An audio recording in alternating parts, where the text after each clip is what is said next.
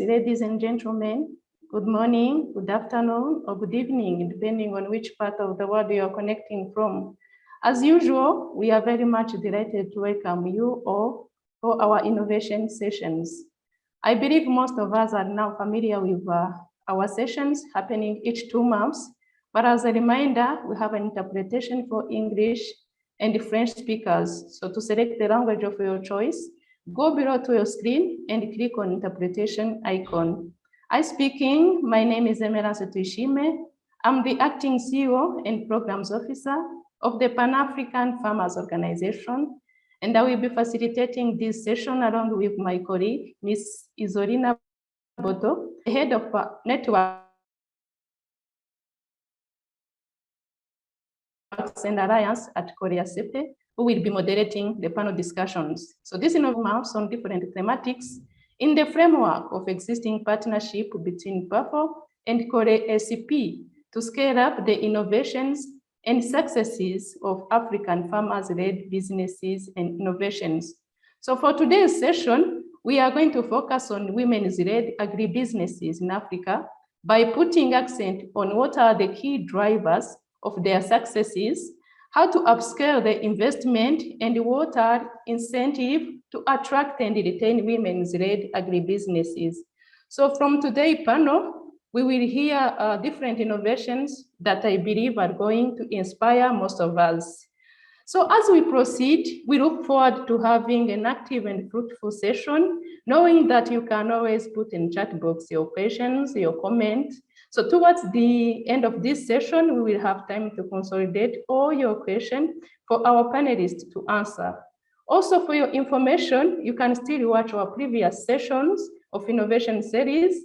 They are always available either on our website or YouTube channel of both PAFO and COLEACP. So as I conclude, let me seize this opportunity to once again convey our appreciation to more than 1,000 participants registered. We do appreciate your continuous support throughout your participation and feedbacks.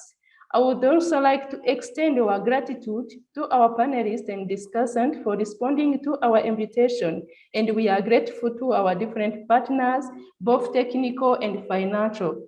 So without further ado, and before handing over to Isolina, I'm honored to invite my president, the president of Pan-African Farmers Organization, Mr. Kolyang PALEBELE, for an official opening.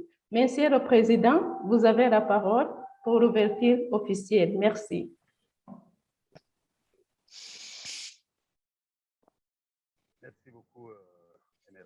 Thank you very much, Emmerance. It wasn't easy to get hold of you, but we managed.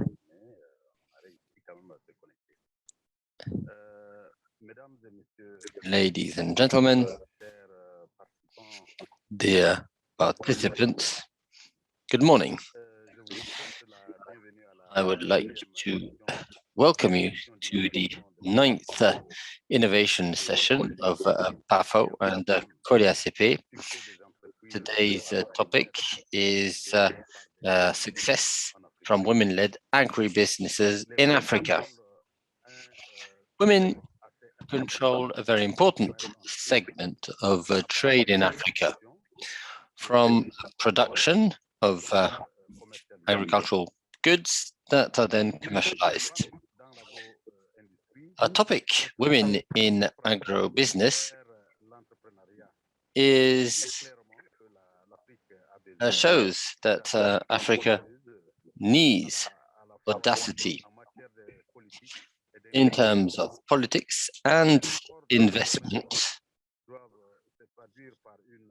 and they need to translate in a great number of women that are successful entrepreneurs and sustainable entrepreneurs, because we are striving to develop agribusiness in Africa. Throughout the continent, it is necessary to interact with people from all over the continent and learn more about the various ways they work in their different countries. It is also very important to share information. Throughout the world, women overcome all the obstacles to generate profitable companies in the farming sector. Strong ties with the market and access to financing and training are necessary if women are to overcome these different hurdles they're facing in order for them to develop their companies and be competitive on a global scale.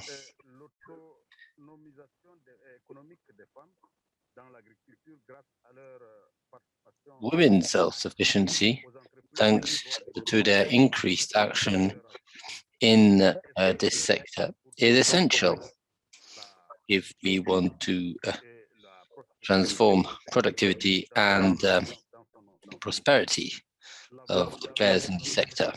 The future of our continent is dependent on this. Female companies are essential and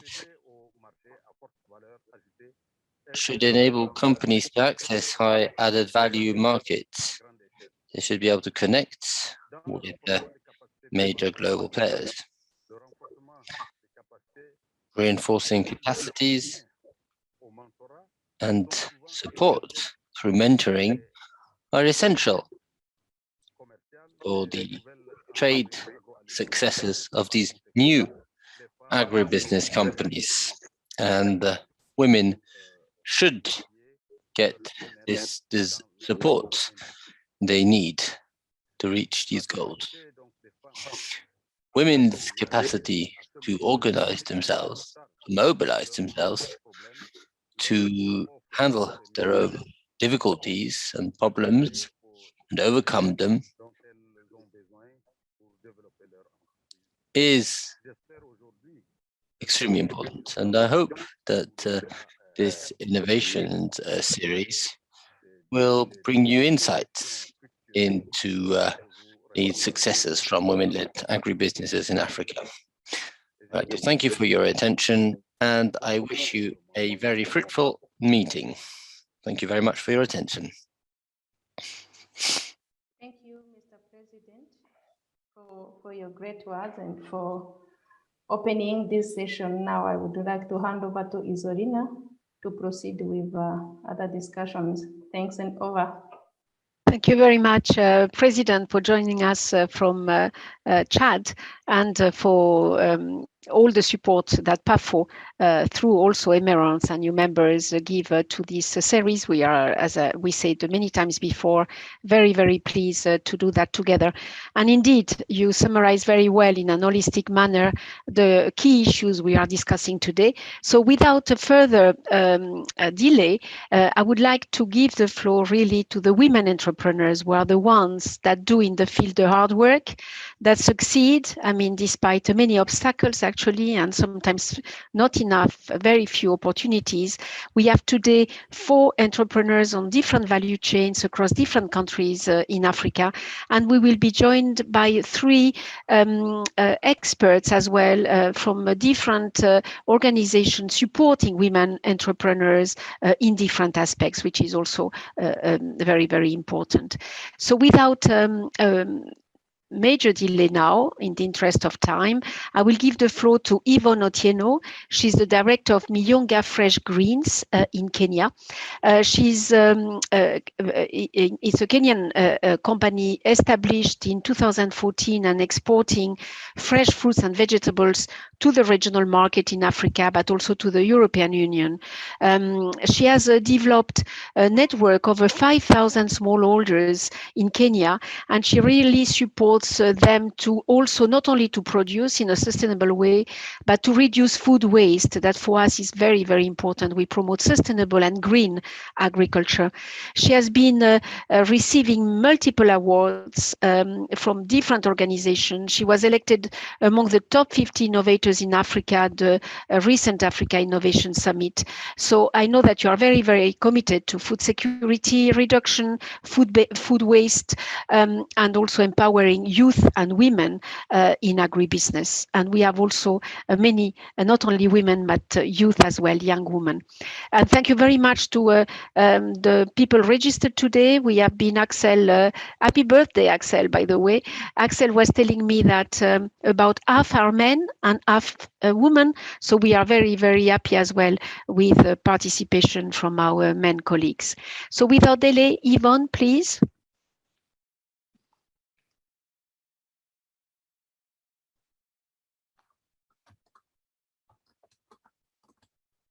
Thank you very much, Isola. It is a real pleasure to be able to share and talk about the success factors, the challenges, and what are some of the lessons that I would like to share. So,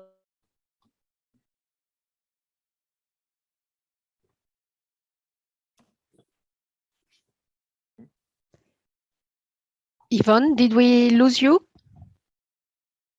We cannot hear you. I don't know. I see you, but I cannot hear you, Yvonne. Are you muted? oh Lord. No, now it's fine. I'm not. Now it's fine. Hold on, please. Go ahead. Okay, good. So I don't know how much you actually had. So I'll start again. I'll start by introducing Miyonga Fresh Greens. It's a company that's based in Nairobi, Kenya, and we work with the exports of both fresh fruits, dried fruits, and powders to the European market. In the recent 3 years, our main focus has been on the dried fruits that you have seen on the screen. But we did not begin as an export company. We began as farmers. And most times when I introduce myself, I don't use all the titles that Isolina has used. I just tell people I'm a farmer. And people ask me, why do you say you're a farmer? And I remind them that the very reason they're still having a conversation with me or they're on this call is because they probably had a meal. If you had 3 days, 5 days without a meal, which came from a farmer, then you probably not have the energy to speak. So farmers play a very important role when it comes to sustainability and just making sure that the livelihoods can actually go on. So as a company, you can go to the next slide. When we first began, we began as farmers, and our main interest at that point was to help to create employment for women in rural Kenya. However, we got to realize that about 40% of the food goes to waste, and the waste is usually for cosmetic reasons. Besides that, there are other challenges that actually face people within the food system, that is including the issue of pests and diseases, high temperatures. And then what that translates to is that despite having a high demand for foods, a lot of it is going to waste at the farm gate level. So what we had to do, which then points to the next step that we actually had to take as a business, was to see what are the innovations that we can come with to help meet this challenge. So if you want to note the things that we had to think about as a business to help us be successful, one of them was the issue of coming up with solutions to problems that we had faced. So very specifically related to this innovation series, one of the challenges that we were facing was the seasonality of fruits, which means, and this is not just unique to Kenya, it's in various African countries where there are seasons when there's plenty of fruit, there are seasons there's not too much fruit. And then what then that translates to is that when one fruit is on season, part of it gets to go to waste. And then because of the distance and the climatical zones that crops grow from, it means that there are regions where there is a factory, but this factory is almost idle half the year. And either you have to incur high logistical costs that would require that you have to travel long distances to get the raw materials that you need for processing. And then globally, that just makes your price uncompetitive. So those are just general challenges and unique challenges that helped us to come up with an innovation to solve the problem. But besides that, some of the challenges that we faced initially as a business is that we were running our business as farmers and we're not looking at it as an agribusiness. So what that led us to do was to actually enroll in a business entrepreneurship program that helped us as a company learn how to not just operate as farmers, but run your business with the business principles that any other business would work with. And so the climate adaptation measures we used to address the challenges that we faced was one of them, trying to get fruits from different ecological zones. And that meant you had to train farmers to see that they are growing the correct variety of crops that's in high demand. And then our second innovation, and this is Willing Fruits, which will be a mobile factory that should be able to move from region to region and process the fruits when it's in season. And now we are looking at a bigger opportunity to see whether we can have a central facility where all the fruits, after they've been processed from different regions, can actually be packed and exported. Just from that, you'll notice that one of the challenges that I've not mentioned is the market. Why? Because in the food industry, we are currently experiencing a situation where the demand for what you're producing is actually higher than supply. So what then that has meant is that we've had to have partnerships with people from different regions in different countries to see if they can support our supply chain system. So our current growth plan and vision is to, of course, increase as a company and have more of these mobile food factories in different regions of the country, establish a central packing facility and have a franchise model where everything we have learned about our business, we can actually share to others. Now, I will go to the next slide and probably I would ask that you probably go back to the first slide, because at this point, I want to highlight some of the things that helped us probably, or maybe just go to the next slide. So Lina, yes, some of the things that helped us as a business actually work into success. Number one was, I mentioned the realization that first we began as farmers, 1.5 acres of land. We did not have, we didn't even have a lease.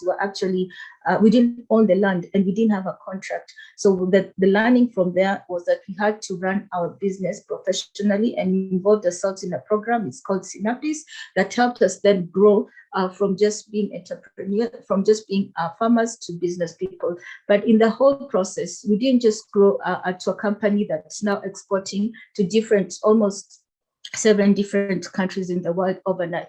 We also had various partners. So I would say the second resource that helps women entrepreneurs be very successful is if you have a network of partners that would help you. Like for us to actually work out and come up with the different models that we had for our business. We were involved in various partnerships that included a program that was run by the International Trade Center that helped us how to run integrate sustainability programs in our production.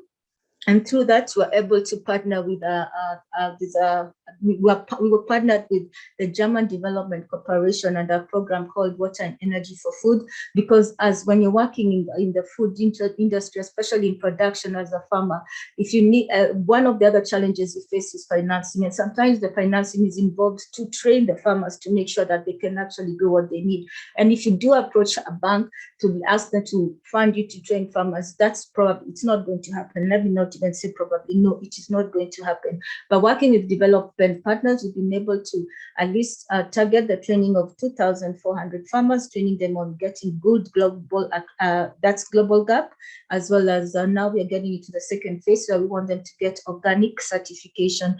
And though it may not have like immediate results, the results are usually long-term. So that's quite helpful for us.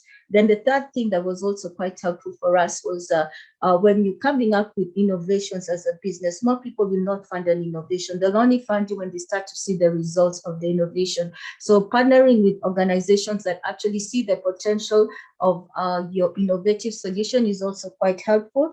They helped us in, we're involved in a program known as the Lab for Tomorrow.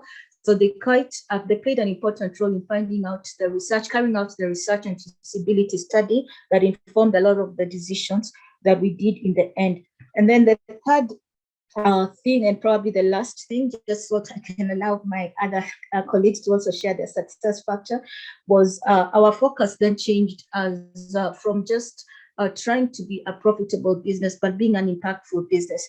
This means that we just didn't want to grow as a business, but make sure that the community, we're having an impact in the community that we are serving, and making sure that our production systems are sustainable. And in the end, if as a business, you have an impact in the community. And this also determines your own values. Are you all about profits, or do you put people before the profits? Then that helps you to have more focus, so that you're looking at solving the solution, not just for yourself in terms of the revenues you're making, but the solutions, the problems that the community is actually having for a long-term and sustainable business growth. So that will be the summary of what we as Miyonga are doing. We have a goal, of course, to work to reach about 30,000 farmers, 30,000 farmers across Africa. And the only reason that might be possible is because, number one, when you look at the African farming, most of it is not huge tracts of farms. It's people who just have smallholder farms with small acreage, and some have a few trees. And for us to get the volumes we need, we have to aggregate them in different groups and then collect from them. And then in that whole process, you're talking about creating jobs for people across the value chain, and the lives of the families of the people that you have employed then get impacted. So that's the summary about Miyonga, and we're happy to take any questions. Thank you. Thank you. Thank you very much, Yvonne. I liked very much the presentation, and this from being profitable to being impactful business says it all, actually. The impact on the communities, on the smallholders you employ, you train, on the youth and women, and of course the key part of having partners and networks. Actually, in all the studies you can read about the obstacles to women entrepreneurs is also access to networks and business networks. So it's critical what the colleagues from ITC, GIZN and others like COLEACP do for the entrepreneurs, and it's never enough. And this is one of the reasons we also do these sessions with PAFO, hoping that, you know, among ourselves and attracting many more, we can support farmers and entrepreneurs. So without a major delay, and I encourage you to put your insights or your questions, comments in the chat. I give the floor to Salma ABDULAI, who is the co-founder and CEO of the Amaati group in Ghana. We go to West Africa now. Amaati is a company which processes and distributes fonio. I think most of you would know, but if not, I encourage you to taste it. I have done that. It's a nutritious and climate resistant indigenous cereal, which is both in the local and export market. Actually, is being very, very successful now in export markets as well. So Salma, you are behind the revival of fonio in Ghana, in northern Ghana. You work with farmers very closely, especially women, not only on producing and processing fonio, but also in working in very degraded or abandoned lands. So that is also very important, and touch one of the aspects with the environment and the land issue. I give you the floor now. Salma, if you are ready. Yes, thank you for the introduction, and I'm glad to participate and share our experiences and, you know, how we were able to scale up, how we work with women. Amaati company was founded in 2013, and we started working with 10 landless women, women who didn't have land. And it didn't start as a social enterprise. It started as an NGO to help women to access degraded lands to cultivate fonio. And the reason we did that was because the savannah zone in Ghana inherit patrilineally, so women don't own land, and it was becoming very difficult for women to have access to land to farm. And it was compromising on food security because women were not participating in our culture as such. They were just used as labor. So the passion was to get women have access to land, and so that they could grow any crop that they wanted. So we decided to go with fonio because it's the crop that could grow on the marginal lands without fertilizer application. And if you continuously grow fonio for 3 years, you will have the soil will be regenerated, and then the women will have, they can grow fonio, they can grow other crops like maize or soya beans and other vegetables on the same field that wasn't fertile in the first place. So we support these women in the whole rural savannah zone. Currently, we work with 5,000 smallholder women farmers, and we support them in various ways. We give them loan, access to loan to acquire inputs. And fonio is a very tiny indigenous cereal that is pertaining to the West African region. And in Ghana, Amaati is the pioneering company that started the revival of fonio because of the problems that I mentioned. And also we realized that most of our lands were being degraded due to, intensive fertilizer application. And women were increasingly getting out of their culture, participating in the agriculture value chain because of the lack of access to land. So we decided that we would get abandoned lands in communities, lands that are not used and that are abandoned in communities. And then, we give it to the women to farm fonio, right? And when they do that, for 3 years, the land regenerates, and then they can use the land to grow other crops and grow fonio as well. So we have been doing that for the past 9 years. And, we are proud to say that most of them have actually, doubled their income, and most of them, 60%, according to the survey we did in 2019, are intercropping with other crops. We also at Amaati have hired women who usually are dropouts from school, basically at the factory. 20 women at the factory who are responsible for the processing of fonio. And we are doing that for the same reason. We are doing that because most of these women don't have access to land, and during the off-season, they don't have any job to do. So what we intend to do is to employ these women and, gainfully employed, train them, and then use them to do this processing so that at the end of the month, they can have income to take care of their family needs. So we do that. And then once it processes that, we have local markets, and then we have export markets. We sell locally, we sell to institutions, and we sell to quite a number of malls in Ghana and outside Ghana. We export to US, to UK, to Canada, to Switzerland. When we are beginning to start selling in South Africa as well. And throughout this journey, I think that we have been so focused. I mentioned that that's one of the reasons why we have been able to scale up, is that we have been thoroughly focused. I say focused because we have been doing fonio all along. We have done R&D in other innovative products. But for us at Amaati, we think that being focused and putting our time and resources developing one product to a point where we know we are financially independent is one of the ways that we can scale up faster and we can grow. Other products, diversifying into other products is good, but as and when it's financially, we are financially independent, and we can, diversify into producing other products without necessarily having to, manage the resources that we have, is what Amaati is using as one of our growth mechanisms. And it's been working because the resources we have are all focused on developing the value chain. Mind you, the value chain is a new value chain because Amaati is currently the only company, and we are the first company that started the revival of fonio. And what it means is that we are doing everything in the value chain for now. We support the farmers to produce, we buy, we have a factory where we add value, and then we market it as well.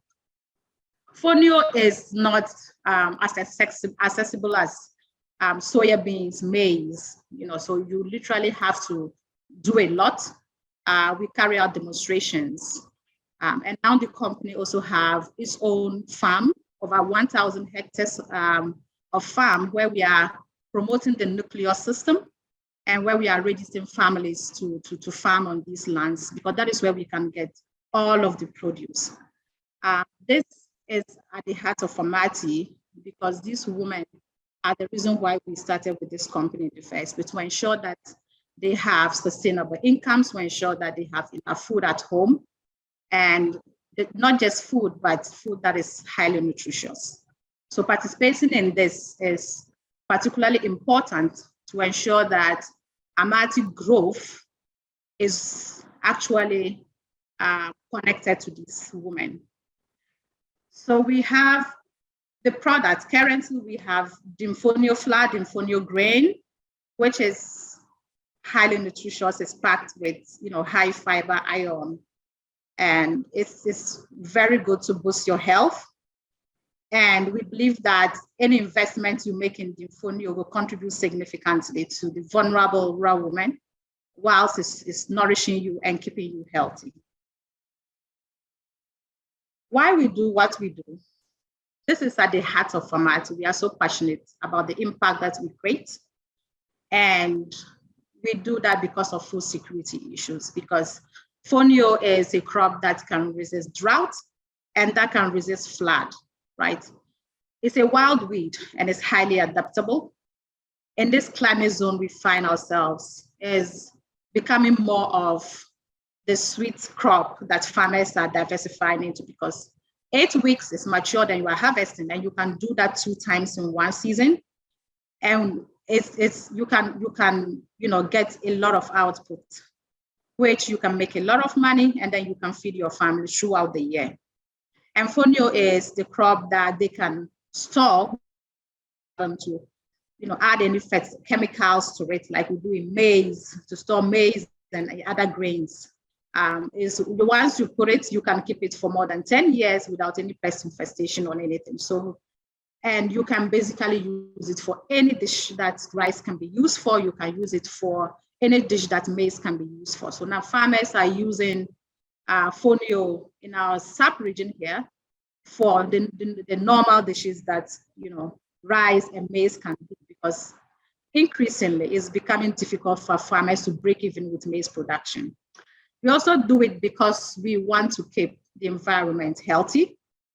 We want to ensure that future generations, come back to make the land fertile and continue to participate in the agriculture sector.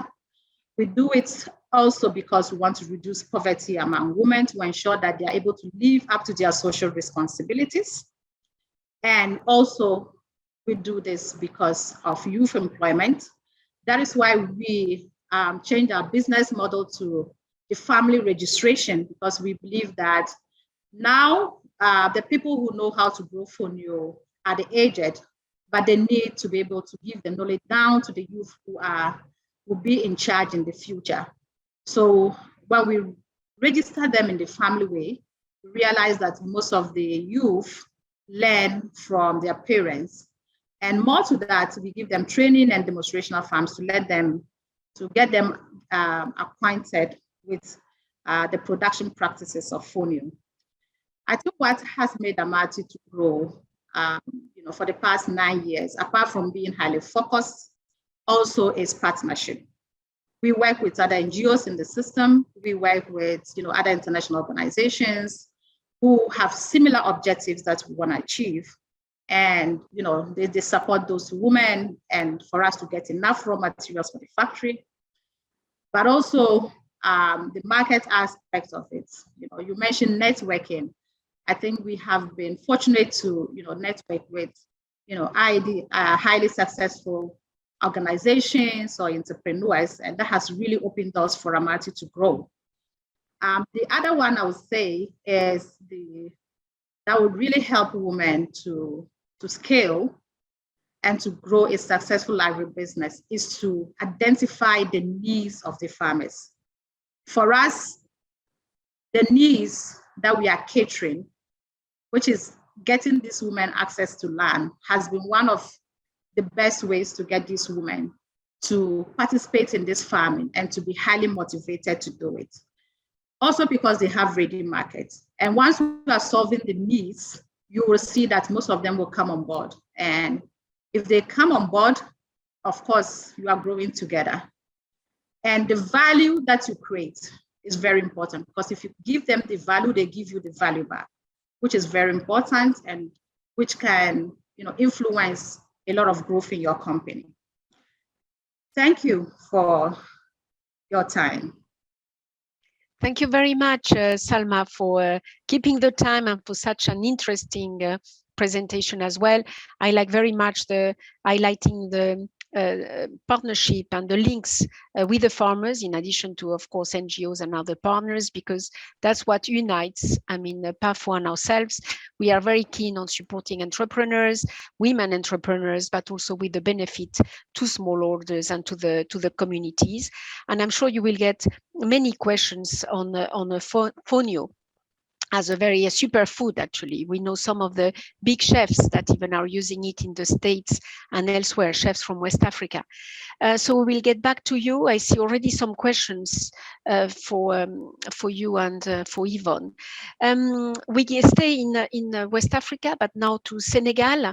Alors Marie-andrée Tal est la fondatrice et la directrice de Fruitales au Senegal. Is the founder of Fruitales, which is a company created in 2005 and which transforms various vegetables, fruits and vegetables, into mashed fruits, juices for the local market, but also for the international market.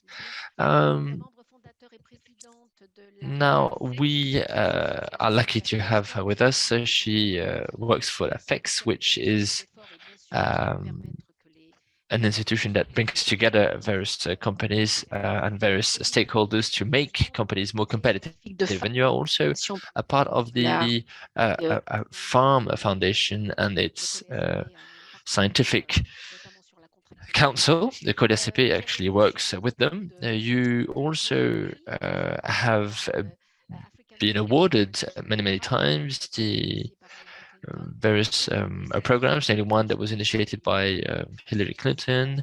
You have been prized by the French government a few years ago. So without further ado, we listen to you, and we're very happy to hear from your experience in Senegal, and I hope that your connection will be good.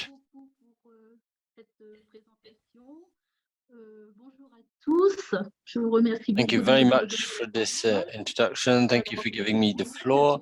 So yes, my name is Marie-andrée Tal. I am a teacher in philosophy who decided to explore other fields after an MBA, and I'm quite experienced in a company. I decided to create Fruitales, created in 2005, a limited company created. It is a company which transforms local raw materials. So we produce a certain number of peppers and other products. Peppers represent 70% of our turnover, and our products are commercialized in Senegal in supermarkets. We have many supermarkets in chains such as Auchan, Casino Exclusive, and others, in petrol stations and convenience stores.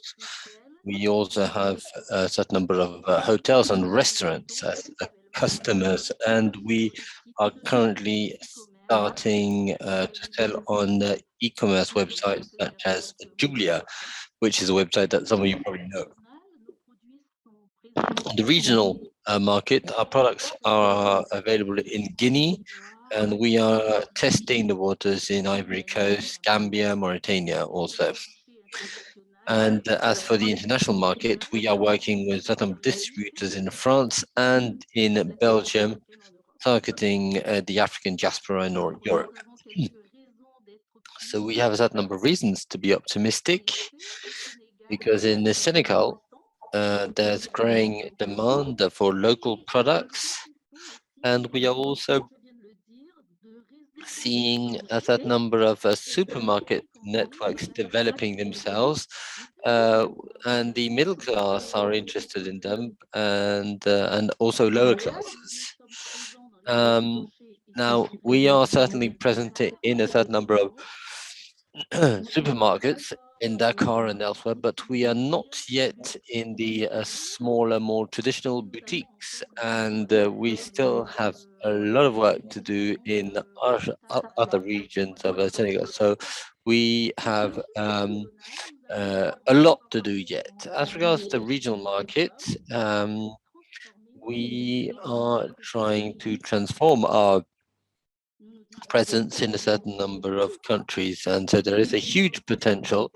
A certain number of efforts have been made to streamline exchanges between our different countries, and I believe that we will make it, especially when our products meet the tastes of African consumers. As for Europe, we are also trying to leave niche markets, and we are heading for distribution. As regards our success factors, I would like to say that Fruitales is the first company from Senegal which developed a whole product range based on peppers with different colors of peppers: yellow, orange, red, green. And we also offer products with different textures, and also in association with other products such as ginger, garlic, almonds, and lime. Our desire is to surprise our consumers, putting onto the market new products to enrich the product range in order to innovate in transformation of fruit and vegetables, local fruit and vegetables. We've, for instance, created kakiliba juice, and it is something you can drink hot or cold. It's a fruit drink, basically, and it's a syrup. And so we work a lot strengthening our distribution channels on the local markets and abroad as well. Now, as of our creation, we wanted Fruitales to be a citizen company in line with laws, compliance, and abiding by the law. We wanted a company striving for profitability, of course, but with a high social impact. And here I must say that I can see the testimony of those who came before me. For us, the economic, social, human goals are not incompatible, and therefore, as of the beginning, we decide to hire people from the immediate vicinity. We've trained them, and over time, we've seen with a lot of pride, we've seen them come out of their condition and become heads of families who now send their children to private schools. Our staff also can get a cheaper healthcare because we also work with an insurance. We've also developed the pepper product line, and the products we buy are more and more important, and we strive to improve the quality of what we produce. We are very close to our producers, and we really want a win-win partnership with them. And therefore, as regards prices and so on, we will manage to have good discussions with our partners, producers. And of course, we privilege products that are harvested, produced and harvested by women, because it is the company's choice to favor women's integration. And we also find different supplies on the local market. And so all our fruit and vegetables come from Senegal, our labels, our cardboard boxes, everything except for glass, which is important. What's the future for Fruitales? Well, we would like to scale up a company.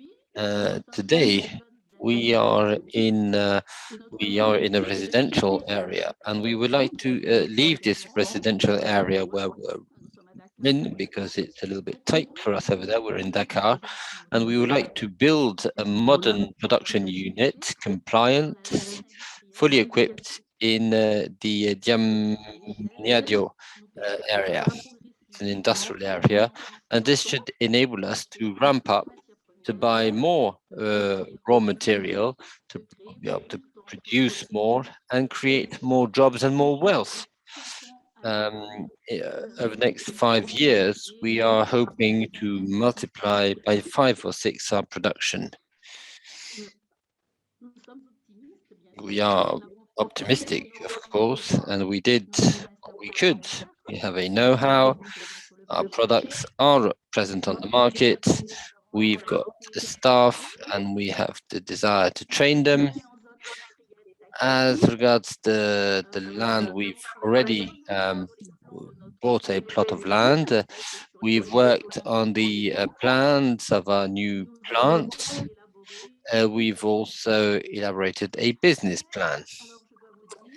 And also, I must say that from time to time, there are doubts, because so far we've worked with our own equity, and ramping up required us to look for financing. And that's where we had difficulties, because a company needs to develop itself. And unfortunately, I see in my environment many companies who need support to be able to move on to the next step, but which cannot. And therefore, I will, now take time to answer to your questions. Merci beaucoup, Madame Tal. C'est très intéressant comme parcours. Well, thank you very much. This is extremely interesting. We also learned an awful lot. It is always very important to surprise the consumer, and I believe there are many products, labeling, and they are, yes, they come ahead of time, and they are in line with the consumers' expectations. And there's, of course, this online. Your website is very interesting, I must say. And then yes, a broader scale developments. I hope you'll be able to find financing, because it is important to find funds in order to grow. Now, keep an eye on the chat, because we see many encouragements and bravos for all those who already took the floor, but we do have a couple of questions. We can write them down, and I would also like to mention that the PowerPoints will be shared in English and in French, so if you missed something, you will be able to get it. So we remain in the Francophone region in Cameroon. Gaëlle KENFACK is an entrepreneur from Cameroon, not Senegal, and she founded the Kenza market, which is a company specializing in the transformation of fruits and vegetables. Pre-cooked and dry organic products. So for a healthy and fast cooking, these are customer expectations. This is something which is, yes, very sought after, especially from urban clients. And your company is one of the first to develop online products. Gaëlle, I can see some background noise. Gaëlle? C'est pas vous, mais il y a No, quelqu'un. it's not you. We've got somebody with a microphone on and background noise. Could you please mute your microphone if you're not speaking? Gaëlle, yeah, please join us. You have the floor. Hello. My name is Gaëlle KENFACK from Kenza Market. And we've been up and running since 2016, and you can see the presentation of the company over here on the screen.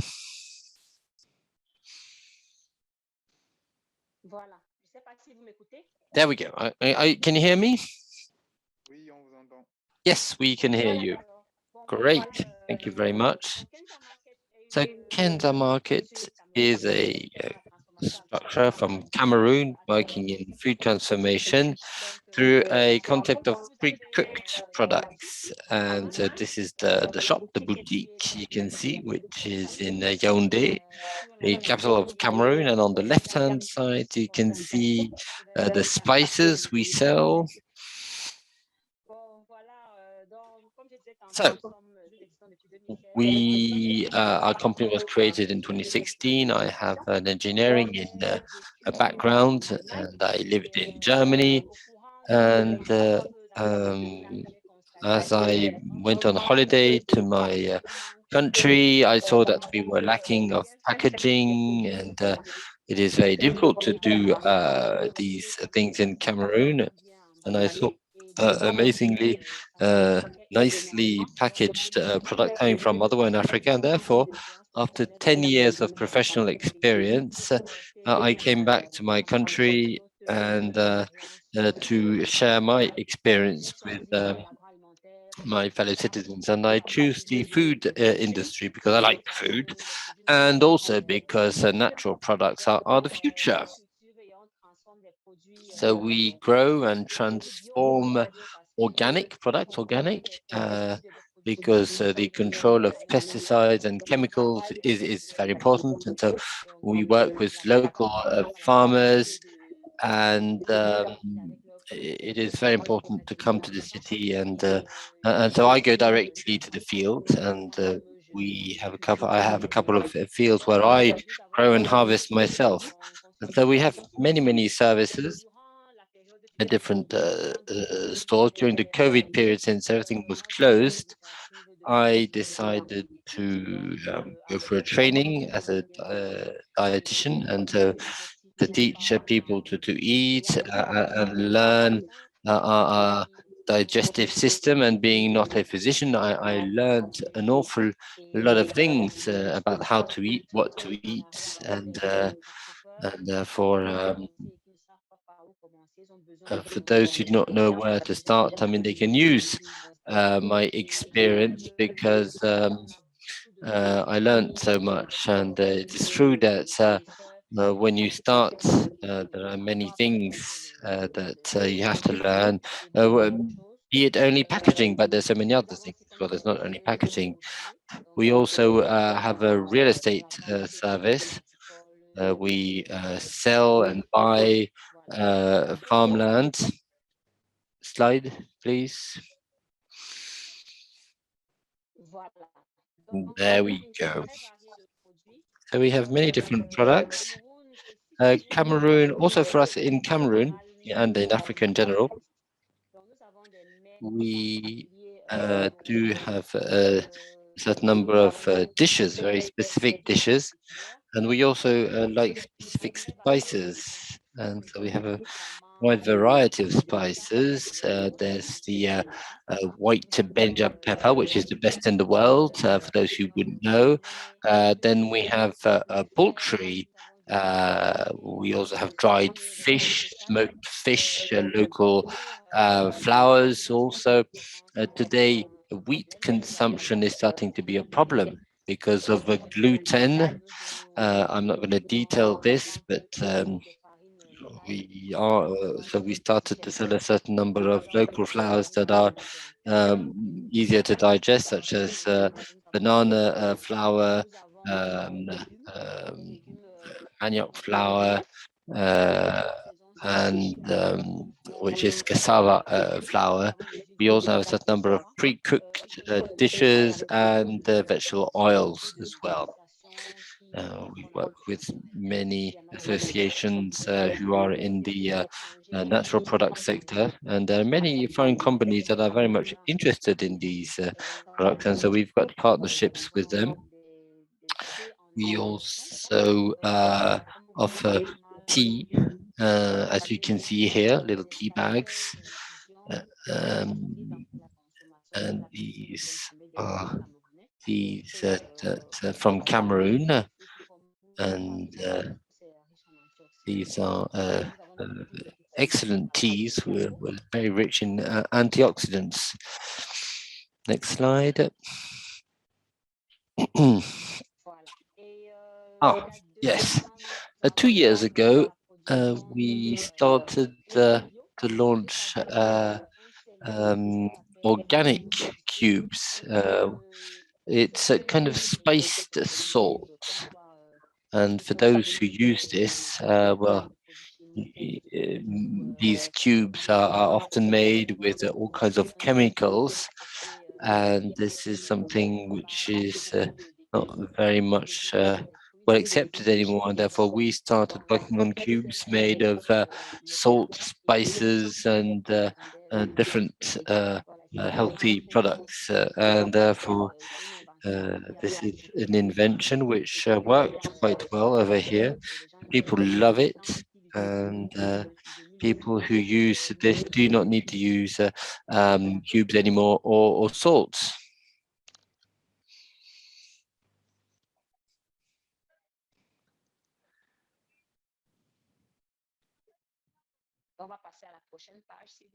Yes, next.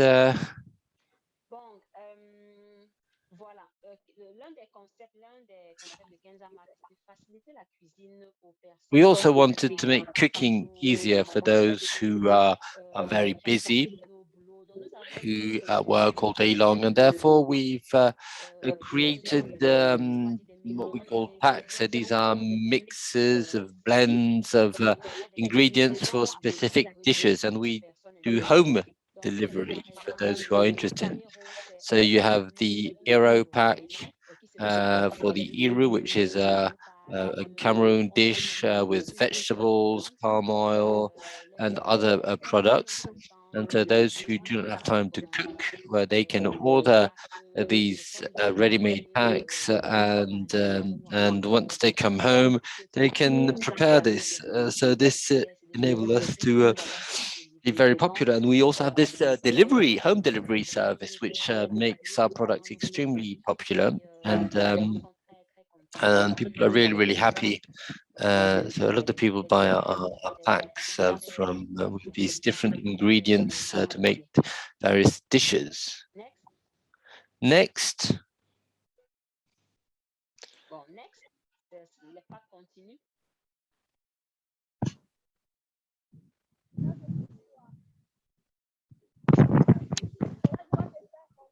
Voilà, nos réalisations, donc. So our achievements. So we have a certain number of products and services. Our labor is qualified, a very large distribution network in Africa and Europe. Many agencies work with us, and yeah, people can also order products on our website, kenzamarket.com. And then we send the products via our various agencies to use air freight. And so we also took part in a certain number of events, TV shows also. If you actually Google Kenza Market, you'll see that we've taken part in a certain number of events. We also were awarded a certain number of prizes, and we increased the production and improvement of packaging. In Cameroon in 2016, it was very difficult to have the right design. So between 2016 and now, a lot has changed. So many people here are now involved in packaging, and so we have a certain number of our partners who work with equipment from abroad, and that helps us improve the packaging. So I invite you to go visit our Facebook page. We have a certain number of products that we display there, and 80% of these products are produced by ourselves. So I'm talking here about processing, right? And then the supply is done by local farmers, or sometimes actually really comes from us. But yeah, you can go and check out our social network. Okay, next page. Yeah, perhaps you could speed up, Kenza. Yeah. So yeah, we want to increase the size of our production factory. We want to multiply our points of sales, so the Kenza market points of sales. We want to modernize the production equipment we use, and we want to extend our activity to the whole of Africa. If we are able to, let's say, to better structure our activity locally, to train the youth who work with us, and explain to them what they can, let's say, what they can earn from this approach, well, this will be a great success. So yeah, on this page now, you can see there's our press book. So you see the certain number of links so that you can check out. So thank you very much for listening. Thank you very much for having me, and I'm very happy to answer any questions you may have. Right, yeah, well, thank you, Gaëlle. Many questions already in the chat. Go check them out. It's very interesting to hear about how you renew our local cuisine. And I'm sure that the Cameroonese know-how is something that many people are interested in. Supporting women entrepreneurs as we do at COLEACP and PAFO. We start by Anna Sommer, who is working at ITC, the International Trade Center, with whom COLEACP has also a lot of collaboration. Especially, she leads the Shetrades West Africa. She has a lot of experience, of course, on women economic empowerment, agribusiness development, and private sector collaboration in her current role, as well as in previous positions at GIZ and other field experiences like Ethiopia with public-private partnerships. You will tell us more about know quite well from my previous work, and very interesting. We saw already one of the entrepreneurs here that benefited, so I'm sure that it will be of interest to many of not only presenters but our very active public. Thank you very much, Anna, from Geneva. Thank you so much, Isolina, and it's a pleasure to be here. Good afternoon, everyone. Let me just share my screen.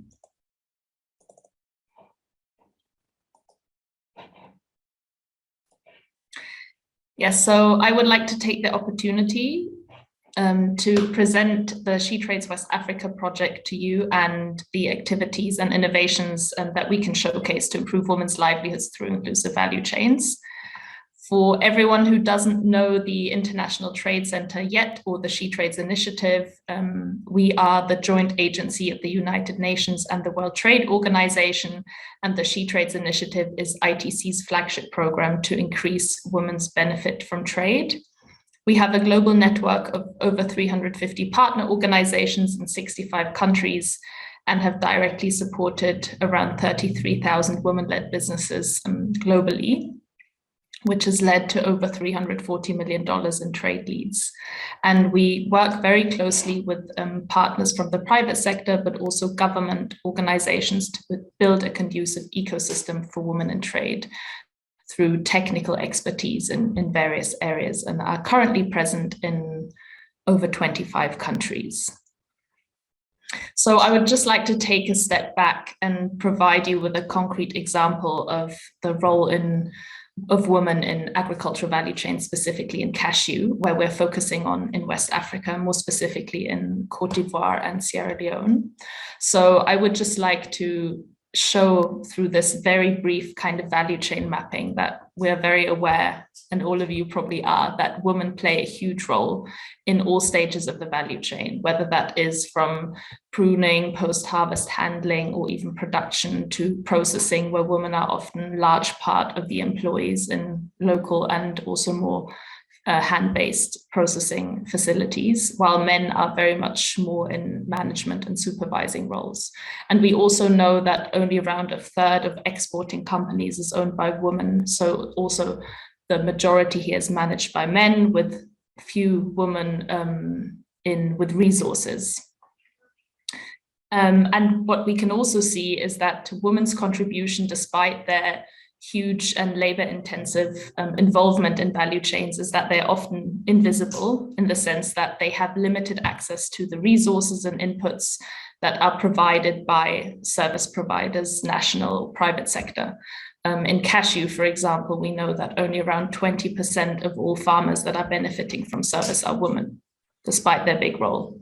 So what I want to highlight here is, again, this is a big economic potential. And McKinsey has put a figure to this, in the sense that $26 trillion could be added to global GDP if we manage to empower women and create gender equality. So with this business case, we work with business support organizations and service providers. So we look at who are the organizations and private sector service providers that could improve their services to women-owned businesses and women producers.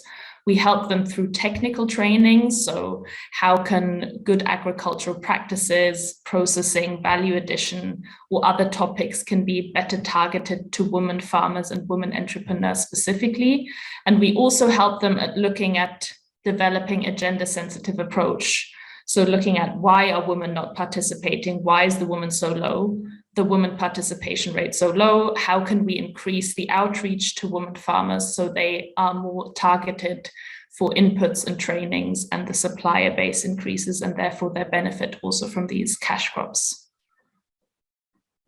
We also work directly with micro, small and medium-sized enterprises, and happy to see that even some Shetrades beneficiaries were here today. I would like to highlight a few topics that I think have been of specific impact, or most impact, for some of the SMEs we're working with. I think one major issue that's already just been mentioned by Kenza actually is the packaging and labeling aspect. So we've seen a big impact with SMEs to be able to improve their packaging and labeling, for example, adding an expiration date and the correct labels to their product, which will then allow them to access supermarkets or also international buyers. What we also recognize is that branding and marketing is crucial. We also heard that already today, that the right design is often needed to improve and access the right customer base. So this is something that's been proven very successful, very impactful for some SMEs. And then, of course, there's this topic of access to finance, which is often a topic that gains a lot of attention, but we've also realized that there's a big need to improve, first of all, the business and financial management skills before we even access finance, and improve financial literacy. So there's a lot of work around that. And then I think maybe another topic to highlight, which is getting more and more attention, is the whole climate resilience and circular production issue of trying to also integrate a circular production cycle, which means that there's a value addition in terms of waste and byproducts. And I see there are a lot of champions already in this round that have implemented such measures. And last but not least, I want to talk a little bit about market linkages. So, of course, as the ITC's mandate is to internationalize SMEs, this is one of our focuses also in this project and in Shetrades, where we try to engage with international buyers and SMEs to facilitate buyer visits, B2B events, trade fairs. And I think COVID has really highlighted that this also isn't enough anymore, and we really have to get the visibility of SMEs and boost their online visibility to really showcase their products online and even have the potential to sell online. So we're working, for example, with influencer campaigns in West Africa. You can see a little screenshot here on the left, where we have worked with an influencer who has a follower base of 500,000 followers in West Africa, which is a huge potential customer base, because there are a lot of excellent products on the ground, but how do you boost these SMEs' visibility so they can access more buyers, more local also consumers, to really help boost their business?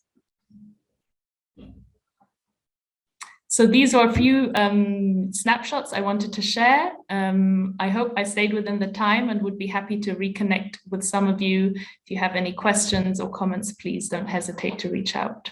Thanks a lot. Thank you very much, Anna. Very, very interesting. And I'm sure that it will attract a lot of interest from our audience. We go quickly, in the interest of time, for the questions to Annie. Alors, on retourne en RDC, en République démocratique du Congo. Annie, so we move to the Democratic Republic of Congo. Annie KAMALA is in charge of YPARD. YPARD is an international movement that works at developing agriculture.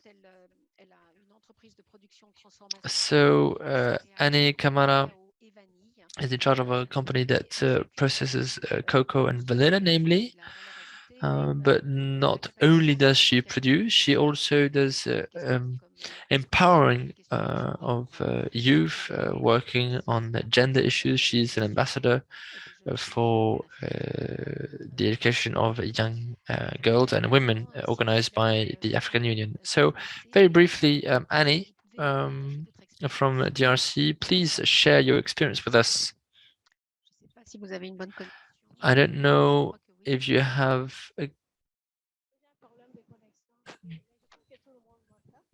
if you're experiencing network issues. Can you hear me? No, we can't hear you. Mohamed, can you do something about this? Annie, go ahead, say something. Annie, can you hear us? Alors, je crois qu'on a right. It seems we are experiencing network issues. All right. Well, so well, we'll check this out. And in the meantime, Denyse, are you ready? So we come back while she sorts, well, Annie sorts the connection problem in Congo. If you can come in now. Denyse UWERA, you are based in Rwanda. You are an agriculture branding expert. So you will tell us more about your work with cooperatives, women cooperatives, or cooperatives who employ mostly women working on coffee. Value chain, which normally we think wrongly. You will tell us that it's a kind of men-dominated value chain. So you will tell us a bit more about that very, very fascinating work.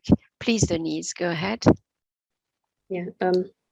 Thank you so much for your time and the opportunity to talk to the amazing women that are here. And I'm very happy to hear about my colleagues from Western Africa and the amazing work that they've been doing. So, and as you were saying, I'm not really entrepreneur in agriculture, but I work closely with smallholder farmers in my country. And mostly I focus on helping them to develop brands and to be able to compete on markets, especially international markets. And I like the fact that my colleague who talked before mentioned mostly on, owning products and moving from a farmer to becoming an entrepreneur or, going to business side of it. And I wanted to give you an example of one of the brands that I worked on from Rwanda. It's called Angelique's Finest, which is a coffee that is entirely made by women, and it's a top quality coffee, and it is 100% owned by farmers. So, and as you see, the title of my of this page says like when farmers own a product brand, or like when farmers owning a brand. So a brand basically is an intangible asset that someone can own, and it is intended to create distinctive images and associations in the mind of stakeholders or in the mind of clients. Therefore, it generates economic benefits and values. So most of the time when people talk about a brand, they think about having a logo or a name, or maybe having a packaged product. But basically, I wanted to highlight that it's more than that. And I think it's something that is very important to start thinking about as women agricultural entrepreneurs in Africa. Previously, they mentioned about the visuals around packaging and like standardizing it, putting it at a level of international standards as well, to be able to compete the bigger brands that we know around. But also having a brand or creating a brand or developing a brand means like putting in time and effort as you're developing a great product inside your package. It's great to also go hand in hand with keeping on developing stories and images and visuals and identification of something that is going to make you different in the minds, especially in the minds of consumers and in the minds of clients.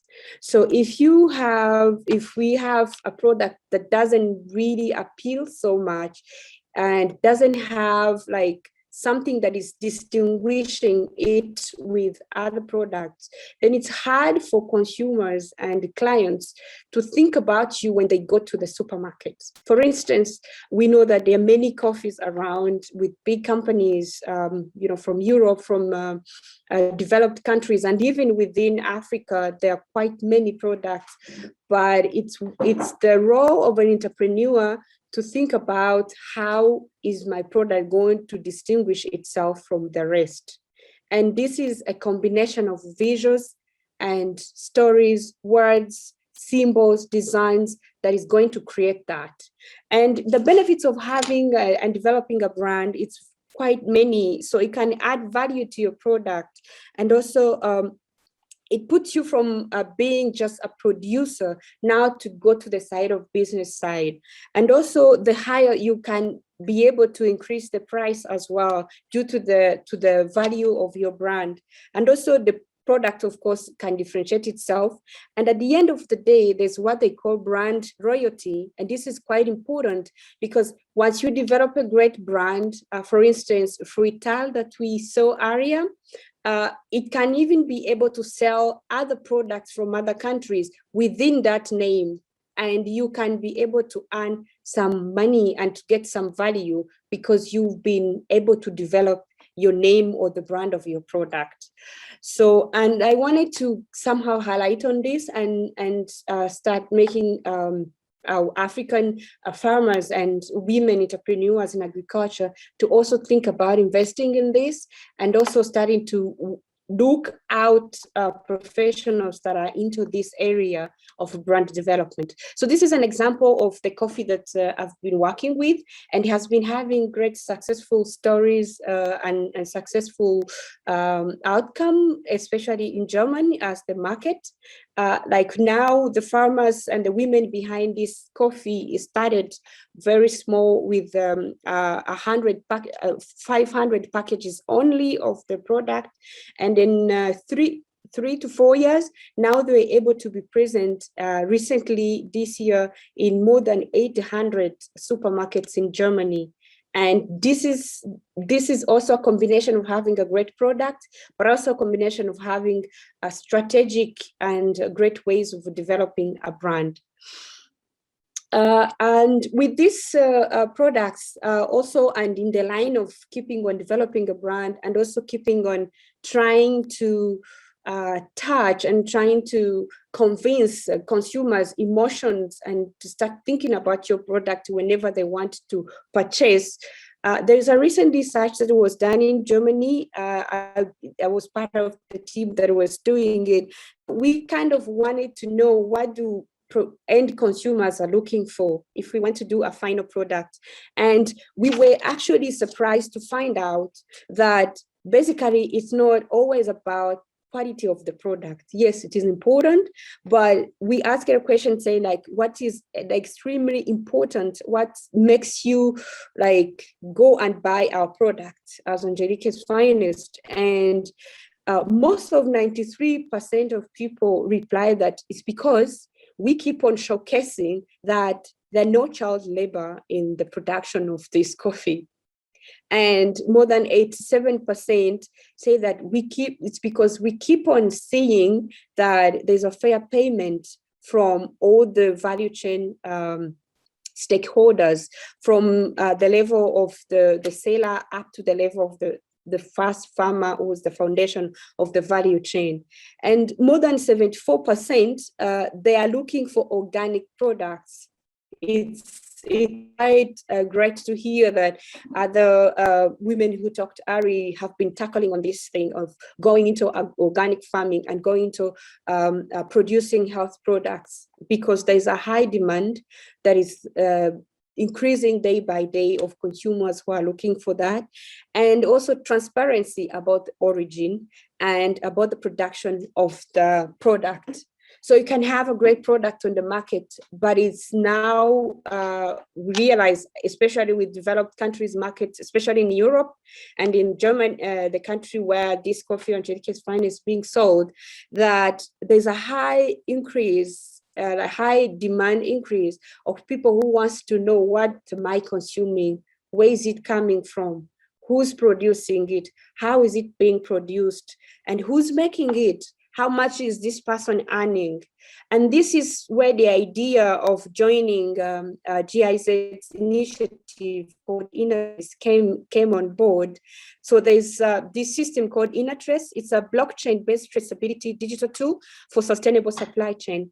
And basically with this system, how it works with Angelica's Finest product is that people, like consumers, when they go to buy the product, the Angelica's Finest, they can scan on the package of the coffee.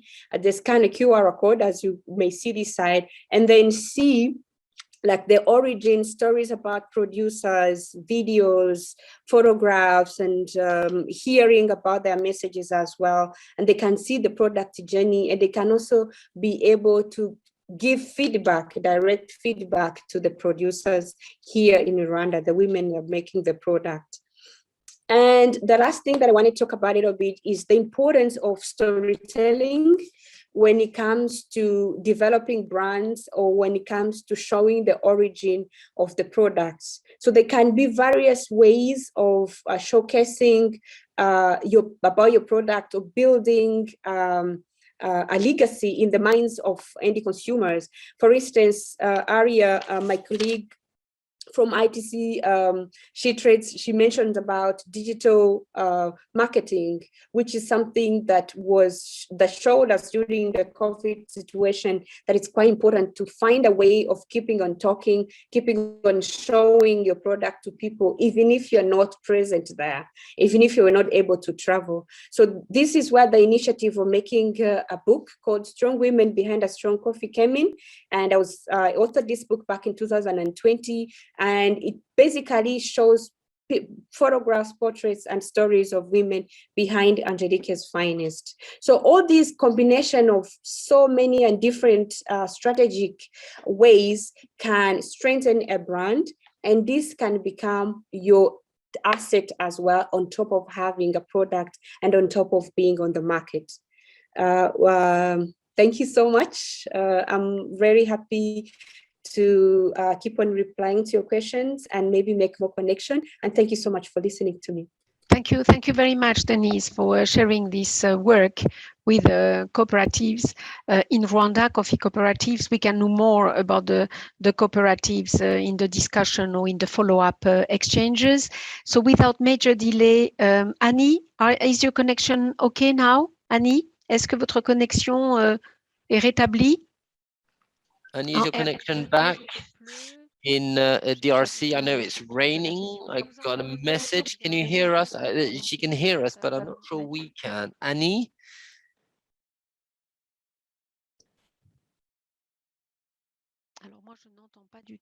I really can't hear her. Mohamed? No, it seems she's having problems. Okay. Let's carry on. C'est malheureux. Annie is on. Alors Annie, on vous entend pas.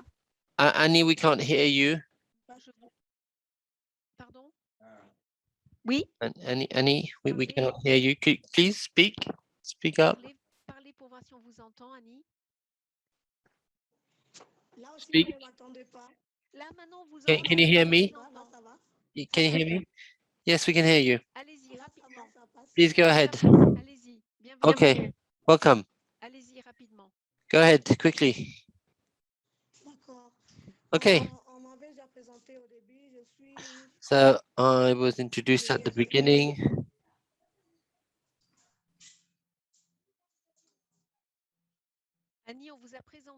Annie, yes, we introduce you. Please, you may go to move to Agro BIBI. Yes, we're a company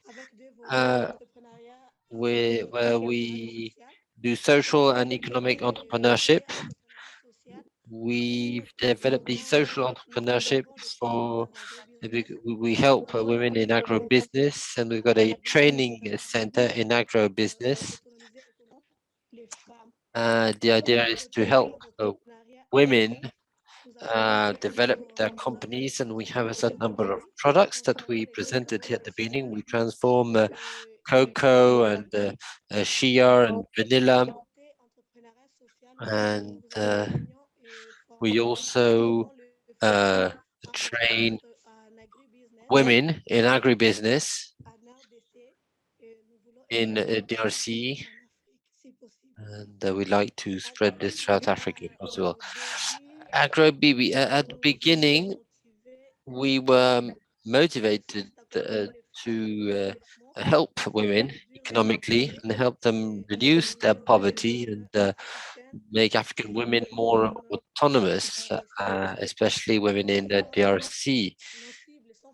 And our targets are fairly easy, but there is a problem of acceptation as regards the beneficiaries, because in the farming world, many women do not cannot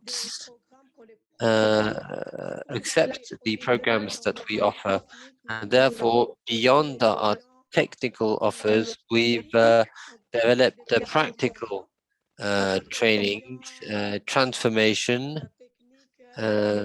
for farming products, and as threats, we have a certain number of problems in Africa, because women are not easily accepted in society, and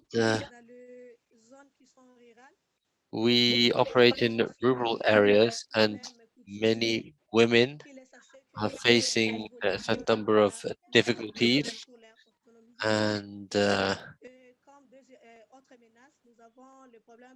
this is a problem for them. We also have social security issues with women, and there's also non-acceptation of violence, gender violence, and the fact that women are not accepted in society.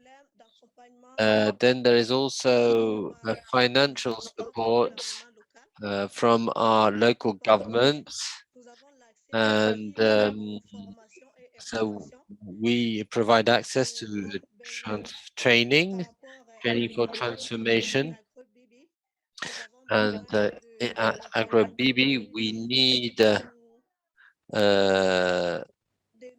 support from, need to strengthen our capacity as for young entrepreneurs, and we also need financial support. I'm sorry, I've got a problem here, and I'm losing my voice. I've got a apologies for that.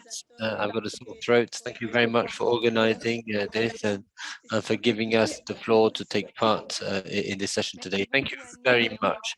Thank you, Annie, and yes, thank you to shorten up your presentation because of the presentation connection issues. Thank you for being with us from DRC, and that's where problems start: network, access to the internet, and it is really not easy for a company.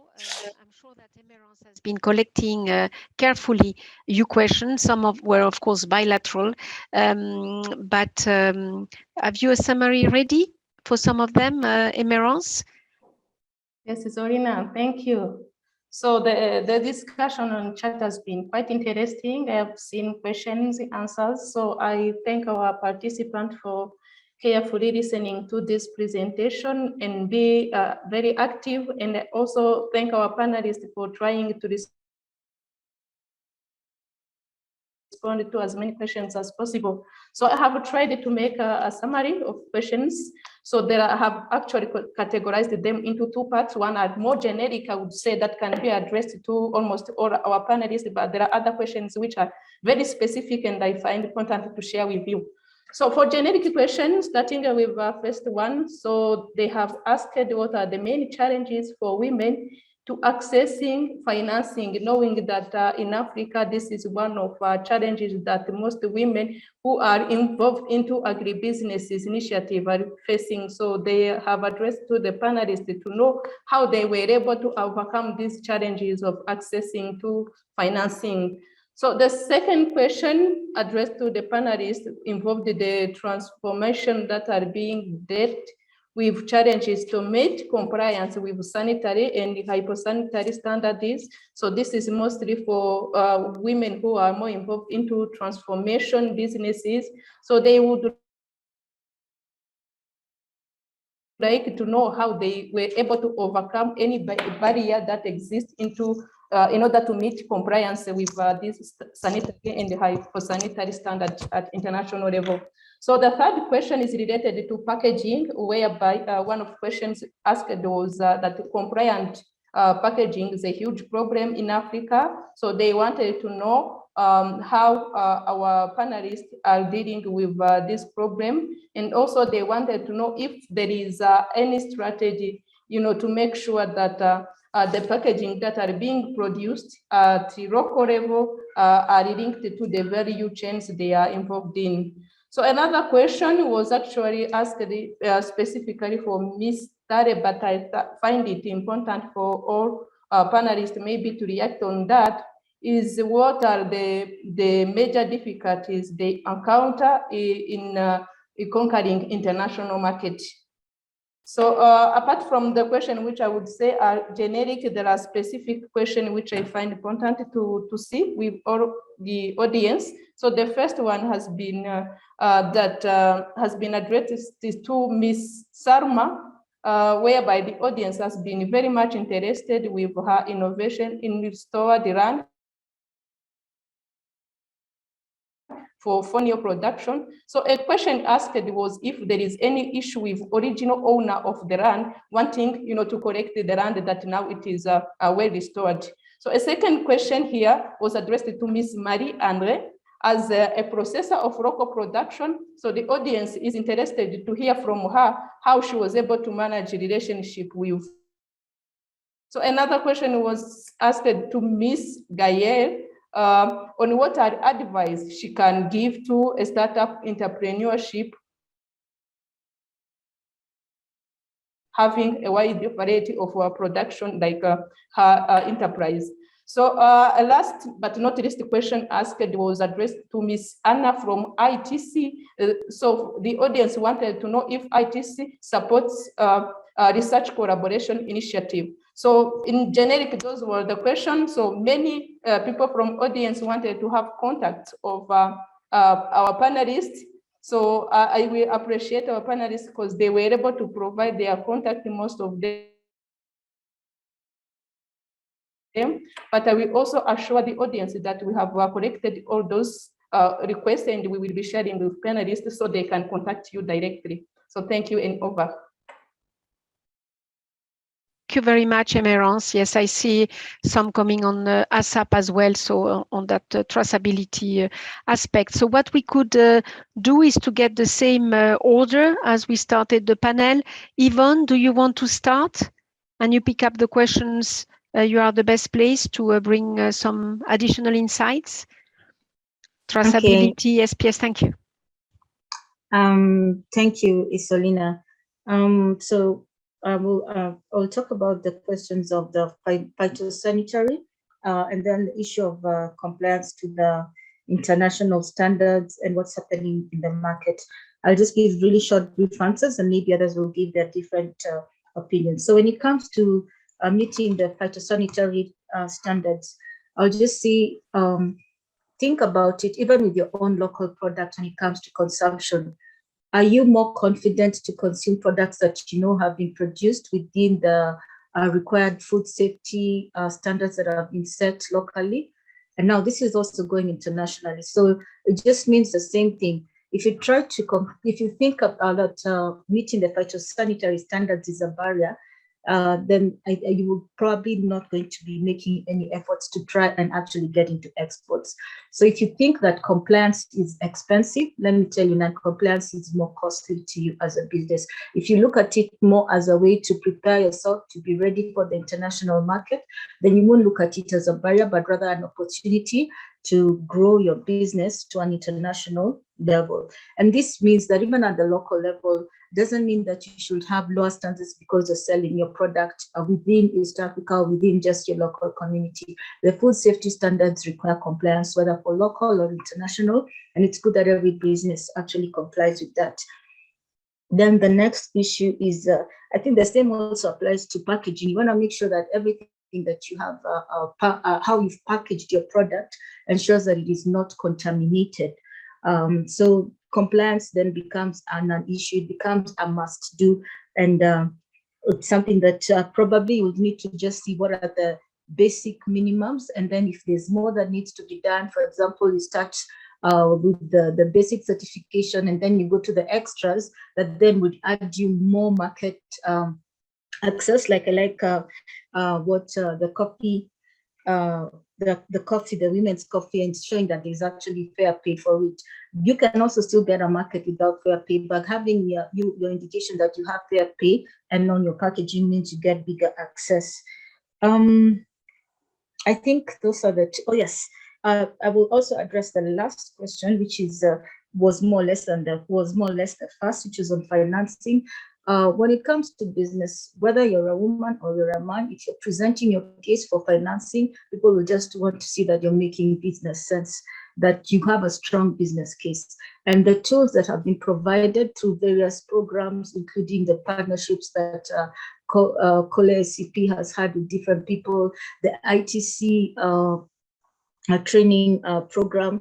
They have various training programs that are both virtual, and I usually say this, your most powerful tool that we have in this generation is that, one, you have access to internet and there's so much information that's available, and you have access to your phone. Just invest time in learning and reach out to networks. There are more people willing to teach you at no cost.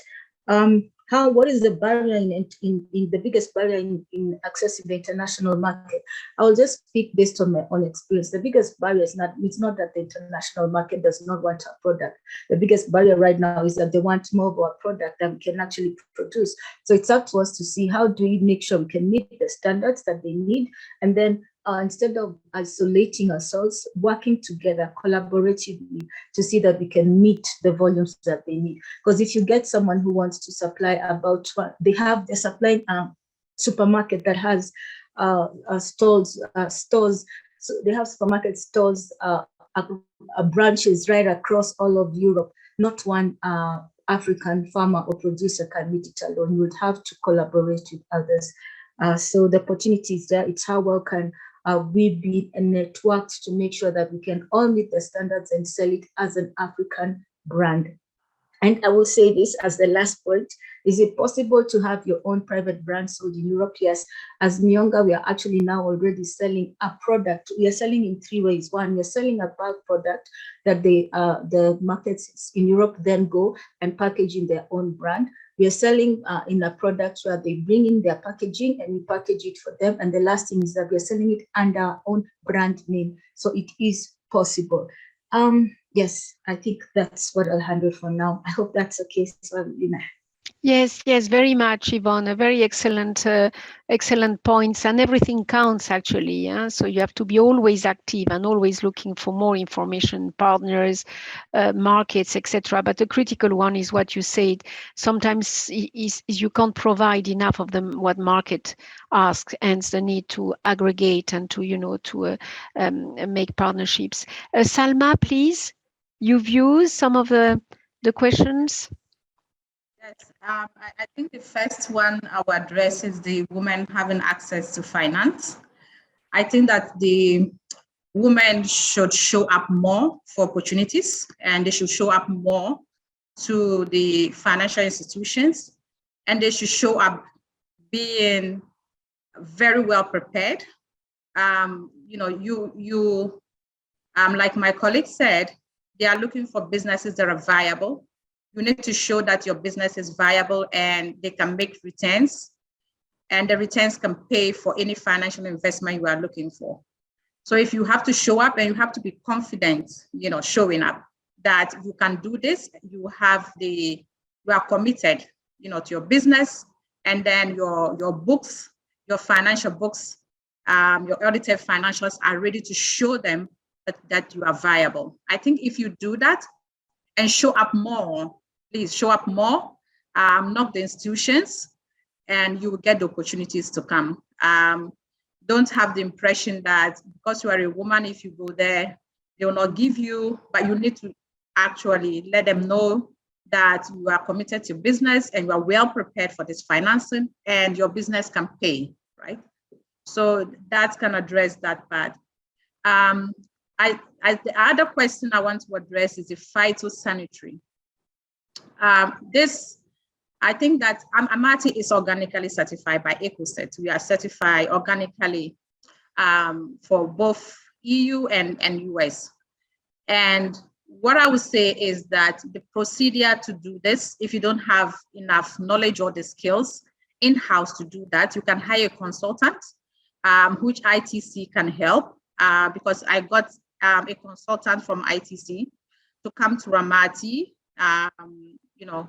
to help us transform the factory into what's to a standard, to an international standard where we can actually receive this certification. So I think ITC can be of help, and don't think that you can do it or you can do it all alone. Ask for help if you need it, and get experts to come and help you to develop this. So when you do that, you realize that most of the certifications are similar. The documentation may just be, may just differ a little, but the overall standard is almost the same across board. So when you're able to get a consultant to develop one, a very standard, procedure and a very standard documentation, you realize that you can even acquire more of these certification, because it's very important for the European and the US market. For you to be recognized internationally, you need to be able to have these standards. And it's very important, not just for, it gives the product some confidence that you are doing what is right, and consumers are not afraid to consume your product because they know that you have passed through the standards and you have certifications. I saw another question regarding whether we are looking for partners in Belgium. Of course, yes. Amaati is working with quite a number of partners in Europe and in US. We would love to get in touch. I'll leave my email behind for you to reach out. I think that is all. Thank you. Yes, thank you. Thank you very much. Indeed, we will explain a bit more towards the end some of the work we do at COLEACP as well. But it's indispensable for some of the markets, certainly export markets, to have a certification and comply with the sanitary and phytosanitary measures and standards. And this is also very helpful and more to the local and regional markets in Africa, where you have to compete with also foreign companies who are very, very prepared and have been operating in export markets as well. Madame Tal, est-ce que sur les questions, les commentaires, vous avez quelques réponses? Do you have any answers you want to provide our friends with concerning the questions that have been asked? Pour leurs encouragements. Alors, j'aimerais revenir sur la question du financement. I'd like to perhaps answer the question about financing. Well, as far as I'm concerned, concerning financing, there are certain easy ways that are not adapted to smaller companies who want to move to the, let's say, industrial size. So I'd be perhaps provocative saying this, but you know, I'm not sure that I really trust these various programs that target young entrepreneurs or female entrepreneurs, right? It's true that sometimes women will work miracles, right? But not always. Sometimes, you know, we really need the resources. And then often when we need the resources, well, we have to get go all the way to banks and the various financial institutions. And well, we all know how financial institutions usually deal with women, right? And so if we want let's say, major women leaders out there, well, in that case, well, we need to make sure that we prepare the support that we provide them with. I have an answer also. I was asked, you know, well, so how it happened when I began.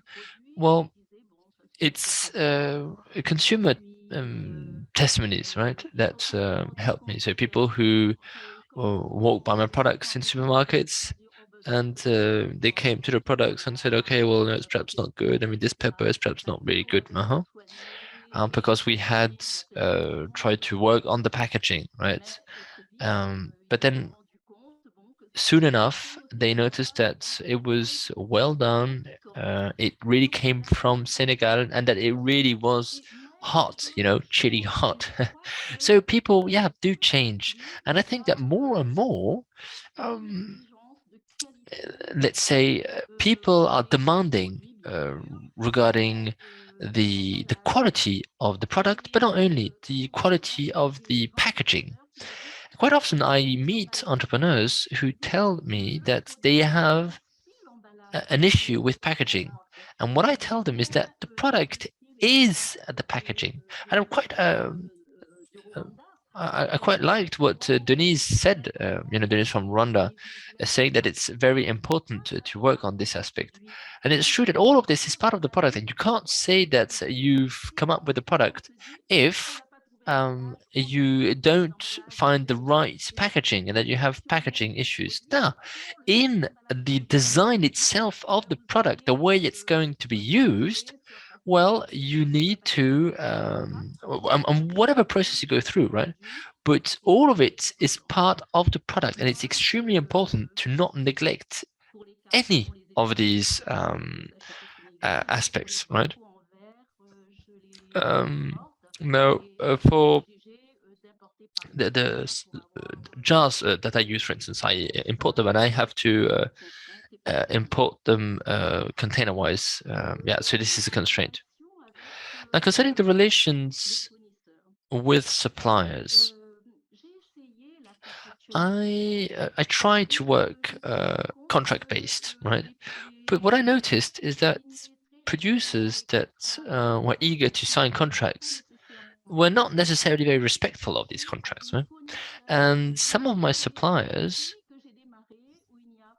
are, let's say, a constant since we started working on mutual trust, right? Now, I always pay up front, and I'm very, let's say, careful on the price that I pay and so on. So I think that the trust is very important. So contracts is very important, yes. And I'm sure that institutions such as COLEACP can help to find the right level of contract-based relationships, and the producers hope that when they sign contracts, well, the financing schemes come along with these, but this is not necessarily the case. So I guess that it could be a good thing to have a bank that will ensure that the contractualization works.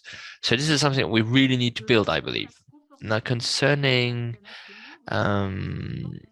international standards, well, when you export, you have to be in line with international standards. Now, the big problem is that in order to meet international standards, you need certifications, and certifications have a cost. So I believe that some companies will not manage to get there on their own. So a few have managed, but most people need a help in order for their products to be certified. Thank you. Oh, sorry. Yeah, do you still have a lot to say? Because we need to wrap up. No, I just wanted to say a quick word about the let's say how difficult it is to access the international market. But well, no, perhaps not going to go down that, because Denyse, yeah, already mentioned this, and she's let's say better placed than I am. Okay, well, anyway, thank you very much for everything you said. Perhaps listen to Gaëlle. Gaëlle, you perhaps want to add something? Gaëlle, are you still with us? Right, it seems Gaëlle is experiencing network issues. Right, in that case, Denyse, do you have anything you want to add? I just wanted to talk a little bit about the international, like how to compete on international market, how to market or like sell the products. So with my friend from DRC Congo, and also a little bit about packaging and traceability, but I just make it as short as possible. So with packaging, my colleagues mentioned it, but basically what I can say is that there are 2 steps to get a great package that you're looking for. You cannot go to the shops or to the market, especially here in our countries in Africa, and find the perfect packages that you're looking for, because you're the one who knows your product and you're the one who knows how you want to present your product to the market. So what you do, you have to create a design, which is the visual look of the package. And this is done as a mock-up or something, I may call it like the way you want to make a house. You go to an architect, and then he or she makes a drawing for you, and then you go to the person who's going to make the house, to build it, the constructor. So basically, there's one part of making the design, and then you have to discuss with an expert in this area, come up with the text, visuals, and everything that you want your product to look like. Then you go to the side of production. So production, unfortunately, we don't yet have so much of places here in Africa that can help us and give us better prices when it comes to production of the package. But like my colleague Marie-andrée mentioned it, there's a possibility of importing already made packages, but these ones don't have the stickers or are not yet designed as the way you want to design them. So for instance, with Angelique's Finest, what the women behind this product did, so I created a design for them, and then they get contacts from China, and then sent the design to China, and then production was done there, and the containers of the packages came when the packagings are ready. And then what they do, they just fill in the products. Yeah, and then just to talk a little bit about getting to the market, to my colleague from DRC, there are 2 ways to get to the market with the agriculture products from Africa. You can go there as having a low material. So if you're in coffee, you can go with a green coffee. If you're in maybe chocolate cacao, then you can export cacao, and then they make chocolate later. So there's a way of exporting a product that is still in the middle, not a finished product, which is what is being doing here mostly. But this one doesn't really give so much when it comes to the value, and also getting as much money as farmers in Africa could be getting. So, but the second one is to export or put to the market a finished product, which is the case with Marie-andrée, or even my other colleagues from Kenya, or even with Angelique's Finest. So you need first to sit and then decide which product do I want to take to the market, raw material or finished product. And then after that, you can position yourself depending on that. And then to end, I just want to talk a little bit about traceability. So how we do it here in Rwanda with coffee. So the system that I talked about, Shetrades, uses blockchain technology. So when a farmer delivers coffee to the washing station to be to start processing, then the cooperative staff not put this data in the system, like this, how many kilogram a farmer brings, and this, the name of farmers already in the system. And then at the end of the day, depending on which level of the value chain, people keeps on adding information in the system, and then the end consumer can see this information through scanning the QR code. But depending on your partners, you can also still do your traceability by doing even with books. It can also be possible, or doing it with simple softwares in your computer. Traceability is about showing place and when something was done in the value chain. So as long as you have good ways of documenting that, then you are doing well in traceability, and you'll be able to give transparency at the end of the day, which is something that is nowadays helping a lot when it comes to marketing and competing to the international market, especially nowadays. I think this is also a good way to compete with these big brands, as we were asking, because mostly there's no much information when it comes to the value chain. But if you are able to provide this together with your product, you can also shine on the market. Yeah, thank you so much. Thank you very much, Denyse. So on the packaging, Annie has sent a message that she wants to add something. Annie, are you online from RDC? Annie, vous vouliez dire quelque chose, peut-être que la connexion n'est pas rétablie. Vous avez envoyé un message. Perhaps Annie is no longer with us. You sent us a message with regards to packaging. Anyway, okay. Anna. Thank you, Isolina. Yeah, a lot of great questions. I would like to maybe come back to the question regarding the research collaboration first. So generally, we do work with research organizations on the ground. We have, for example, in Sierra Leone, with an agricultural research organization on improved seedlings for cashew grafting, but this is very context specific. So if there are any interested research organizations out there, please feel free to get in touch. Regarding access to finance, I think there were a lot of challenges that were already mentioned that I don't have to further elaborate on, but I would maybe like to highlight that Shetrades has also got a very specific project to connect women-owned businesses to potential financial institutions, which is called the Shetrades Invest. So I would encourage anyone who's interested in finding out more about this project in applying through our website and providing the data about your company, as we have many partner organizations and financial institutions who we work with, and then basically screen the database of women-owned businesses to see who are compatible with which kind of due diligence requirements.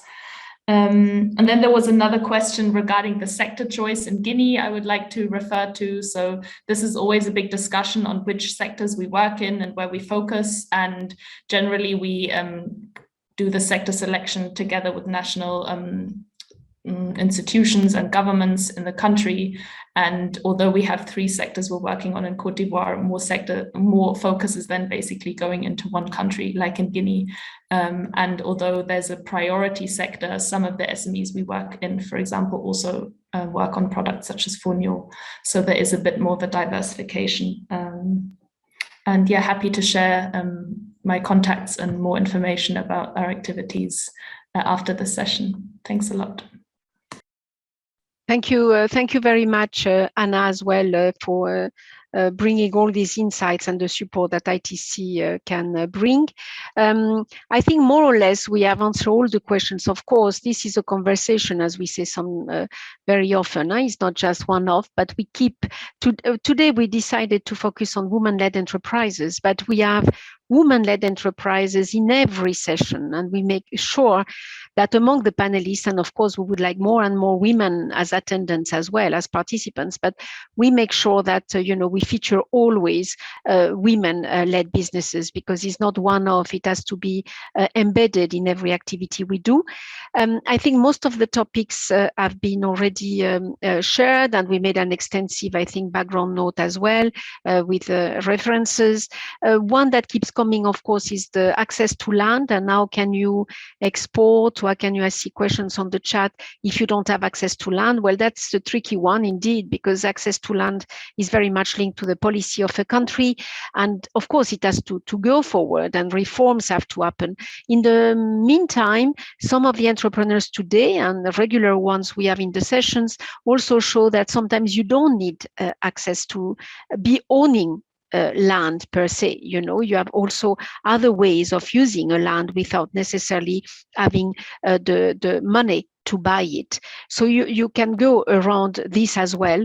But the thing is to be innovative, to try to bring products to the market which add something. I mean, not just always the same and bring more competition to the competition and just low down the prices, but, you know, make innovations, niche products, development, packaging, as we are said, is very important, all the visual and analyzing always what of course the consumers want and expect. So it's a non-stop work actually of reskilling ourselves. What I would like to say very, very quickly is that my DG cannot be with us today, but very quickly, because my colleagues were attending, we follow each request one after the other very, very seriously.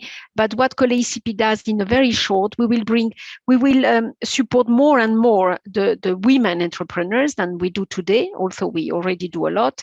Basically what we do, and it has been coming all along this session today, is support to training for women entrepreneurs, training from business management to certification to bookkeeping. I mean, you know, the whole business environment, access to certifications, which of course is very, very important. About half of our work is to export markets and half is local and regional markets. So it's critical to have certification and to respect the SPS issue, the standards, all the business development and bringing entrepreneurs in close collaboration with buyers, with markets, B2Bs, I mean, all that area, which we will follow with some of our business people here in the sessions. We have all the link to finance as well. We link them, we are in kind of an intermediary organization, linking them as well and supporting when they need, because it's very much demand driven, you know, to meet some of the requirements by finance institutions. And of course, also all the business intelligence, you know, knowing more about your markets, your products, the expectations of the consumers and so on. It is very much demand driven. We will have a series of regional workshops as well to launch new programs that we have now financed by the European Union and the Organization of Africa, Caribbean and Pacific States. So you can follow that online as well. But it's all demand driven. So don't hesitate. Axel has put each time the email, you should contact us. She follows every email very carefully, including when you want to have the contact of people that have been speaking today or in other sessions. We don't share, again, I repeat, we don't share the list of contacts because it's not allowed by law, but we can ask the person, you know, with whom you want to get in touch and link you with absolutely no problem if everybody is happy with it.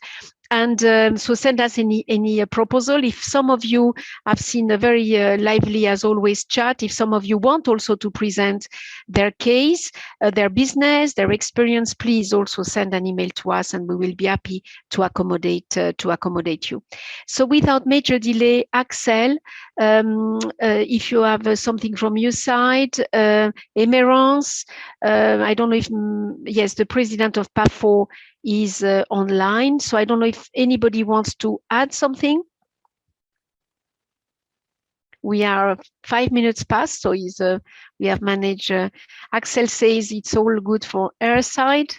Yes, Emmerance? It's just to thank our participants and to invite them for the future sessions to come. Thank you, everyone. Yes, and follow what we will. Most of you are registered as well to our newsletter, so you will know all the things we do as well. Monsieur le Président de la PAFO, merci beaucoup du Tchad. Chairman, thank you very much for opening the session from Chad and for being with us for these 2 hours. It's not always very easy, so thank you so very much. And thank you to all the PAFO members. Oui, Monsieur Palebele, merci beaucoup. Yes, thank you very much, Mr. Palebele. Thank you very much, Isolina. I am delighted for this session. I've followed it very closely.